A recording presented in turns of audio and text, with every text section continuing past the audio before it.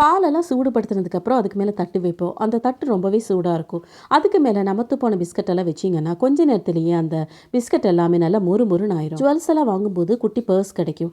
கட்டைப்பைக்கு கைப்பிடிக்கு கொஞ்சம் கீழே அந்த பர்ஸை வந்து நீங்கள் ஸ்டேப்லர் பின் வச்சோ சேஃப்டி பின் வச்சோ நீங்கள் மாட்டி விட்டீங்கன்னா பெரியவங்கெல்லாம் ரேஷன் கடைக்கு போகும்போது அதில் சாவி பர்ஸ் எல்லாத்தையும் போட்டு தேடிட்டே இருப்பாங்க.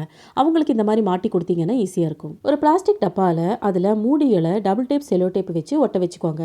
இதை வந்து முட்டைகள் வைக்கிற ஒரு பாக்ஸை நீங்கள் யூஸ் பண்ணிக்கலாம். யூஸ் பண்ணி முடிச்ச பேனாக்களோட மூடிகள்லாம் எடுத்து துணியெல்லாம் காயப்படும் போது மாற்ற கிளிப் மாதிரியே இதையும் நீங்கள் மாட்டி யூஸ் பண்ணிக்கலாம். ரொம்ப ரொம்ப டைட்டாக இருக்கும். இன்னுமே இந்த வீடியோ டீட்டெயிலாக தெரியணும்னா கம்யூனிட்டி செக்ஷனில் லிங்க் இருக்கும், பார்த்துக்கோங்க ஃப்ரெண்ட்ஸ். கொஞ்சம் பெருசாக இருக்கிற பிளாஸ்டிக் டப்பாவை கட் பண்ணி நீங்கள் உரல்ல போட்டு 2 தட்டு தட்டினீங்கன்னா நல்லா ஃபிட் ஆயிக்கும். எந்த பூச்சிகளும் தூசிகளும் அதில் வராது. பிளாஸ்டிக் இல்லாமல் இந்த மாதிரி மெட்டல் மாதிரி இருக்கிற மூடியை எடுத்து அதில் ஏதாவது ஒரு கலர் அடித்து அதில் பேனாக்களோட இந்த மாதிரி மேலே இருக்கிற அந்த பாகத்தை கட் பண்ணி ஒட்ட வச்சு ஊதுபத்தி ஸ்டாண்டாக யூஸ் பண்ணிக்கலாம்.